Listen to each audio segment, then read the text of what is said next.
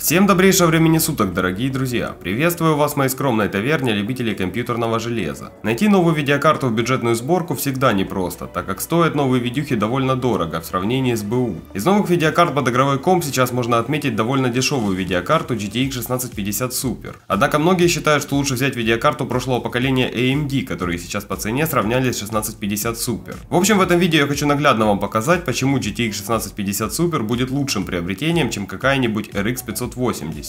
Ну а перед тем, как мы перейдем к разбору производительности 1650 Super, не забудьте подписаться на мой канал и нажать на колокольчик. А я хочу начать с небольшой предыстории появления этой интересной видеокарты. Перед выпуском версии Super актуальной бюджетной видеокартой у Nvidia была обычная GTX 1650. В основе этой видеокарты лежит самый компактный из 12-нанометровых чипов Nvidia TU-117, вмещающий в себя 16 потоковых мультипроцессоров и 1024 шейдерных ALU. Тем не менее, Nvidia не посчитала нужным выпустить на широкий потребительский рынок полностью функциональную версию чипа TU-117, и она встречается только в недорогих лэптопах и профессиональных картах Quadro.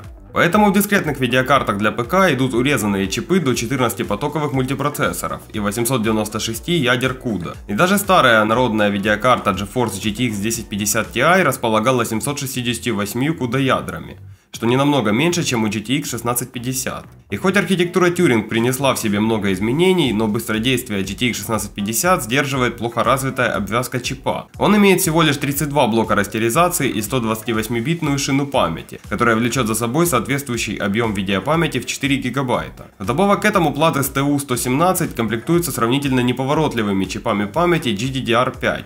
Пропускной способностью 8 гигабит в секунду. Из-за этого GTX 1650 в играх оказалась где-то в середине между GTX 1050 Ti и GTX 1060 с 6 гигабайтами памяти. Да и по общему впечатлению младший Turing похож скорее на промежуточный апгрейд 1050 Ti, нежели на бюджетный ускоритель нового поколения. А вот спустя время зеленый гигант таки выпустил для нас GTX 1650 Super. Она получила уже более старший чип TU-116 вместо бюджетного TU-117. Так что второе издание GTX 1650 это скорее облегченная версия GTX 1660, нежели прокачанный оригинал. Однако уменьшительные суффиксы наподобие LE давно уже не в моде, а вот приставку Super зеленая компания очень даже полюбила. И чтобы получить 1650 Super из 1660, чипмейкер заблокировал в ядре TU-116 два потоковых мультипроцессора. Кстати, точно такими же ресурсами располагает и полноценная версия GTX 1060 с 6 гигабайтами памяти, а на высоких тактовых частотах новинка даже превосходит старую видеокарту. Тем не менее, между GTX 1650 Super и GTX 1060 есть существенная разница в конфигурации. Узкая 128-битная шина памяти роднит 1650 Super с GTX 1050 Ti и обычной версией GTX 1650, но по совокупной пропускной способности новинка вышла на один уровень 1660 и 6 гигабайтными 1060. Благодаря комплекту чипов GDDR6, которыми Nvidia заменила медленные микросхемы GDDR5. Также стоит отметить обновленный кодировщик NVENC, который получила только видеокарта версии Super. Для любителей постримить это очень важный критерий, который за малые деньги выдаст неплохой результат. Но также зеленому гиганту пришлось увеличить и ТДП видеокарты, которая составила теперь 100 Вт. К примеру, 1060 имела ТДП в районе 125 Вт. Что сразу нам указывает на большую энергоэффективность новинки. И в итоге мы получаем полноценную замену видеокарте 1060 на 6 гигабайт.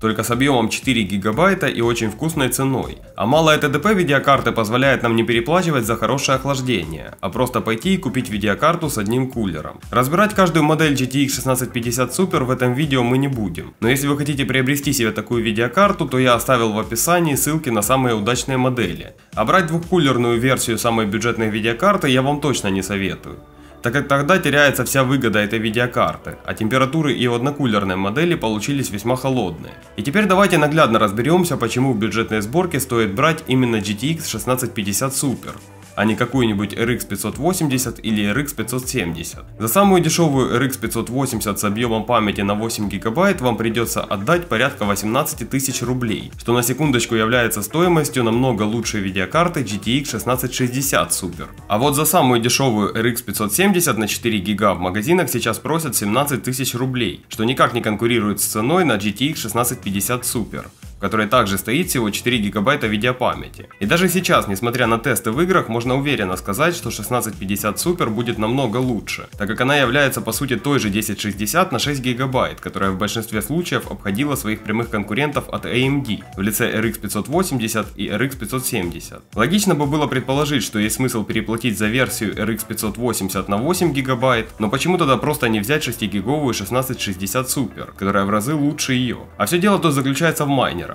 Скорее всего, многие из вас не знают, но майнерам сейчас очень нужен объем видеопамяти. А старые видеокарты AMD из-за их быстрой работы с памятью выдают очень неплохую доходность в сравнении с конкурентами по цене от зеленых. То есть все новые видеокарты RX, которые сейчас можно найти в магазине, продаются больше для майнеров, а не для геймеров. Да и если здраво мыслить, то вы посмотрите на ТДП этих видеокарт. Самая простая RX 570 потребляет 150 Вт, а самые топовые RX 580 способны выжрать вообще до 250 Вт. И теперь давайте сравним эту цифру со скромным ТДП у GTX 1650 Super. Видеокарта от зеленых не только будет такая же по производительности, но и позволит вам сэкономить на блоке питания и на счетах за электроэнергию. Однако стоит также упомянуть про вариант покупки БУ видеокарты RX. Если вы берете карту на вторичке, то однозначно RX 570 или RX 580 на 8 гигабайт будут отличным приобретением.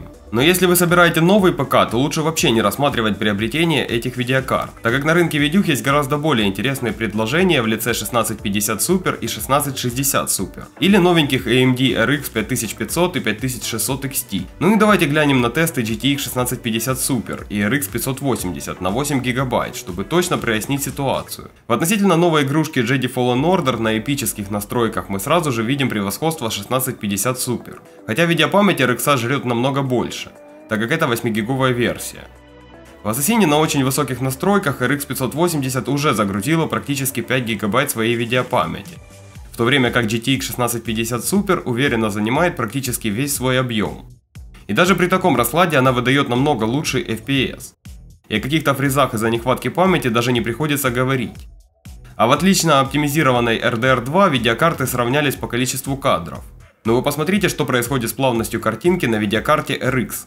И даже несмотря на преимущество в объеме памяти, RX 580 не способна конкурировать с GTX 1650 Super. Во-первых, потому что 8-гиговая версия стоит как более старшая видеокарта зеленых, а во-вторых, потому что потребляют эти карты намного больше электроэнергии. Так что самой народной видеокартой в новую бюджетную сборку лучше ставить именно GTX 1650 Super, а старые добрые карты RX лучше окончательно оставить майнерам. Но если вы кардинально хотите карту от красных, то есть RX 5500, которые выступают примерно на одном уровне с GTX 1650 Super. И вот у них также есть версия на 8 гигабайт, которая будет более удачным приобретением, чем 8-гиговая RX 580. В общем и целом, я надеюсь, после просмотра этого видео вы поняли, что брать новые карты RX 570 и 580 смысла просто нету. Так как многие у меня спрашивали по поводу этих видеокарт, и я решил сделать вот такой ролик, чтобы наглядно объяснить, чем хороша 1650 Super.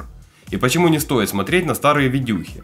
Но опять же повторюсь, все сказанное мной касается только приобретения новой видеокарты под бюджетный игровой ПК и не относится к покупке видеокарты на Авито. В БУ железе после майнинга сейчас совсем другая ценовая политика, и видеокарты RX там стоят в разы дешевле новых. И там даже можно недорого сейчас урвать 8-гиговую 1070, которая выступает на уровне 1660 Ti. Но покупать карты на БУ стоит только в случае, если вы в них разбираетесь и можете ее надлежащим образом проверить при покупке. Если вы не сильно разбираетесь в железе, то я бы не рекомендовал вам покупать видеокарты на БУ рынке. Ну а если вам понравилось или было полезно это видео, то не забудьте поставить ему лайк. А я хочу напомнить, что вы всегда можете задать вопрос по сборке ПК в комментариях или в сообщениях моей группы в ВК. Спасибо всем, кто ставит лайки и подписывается на мой канал. До скорых встреч, друзья!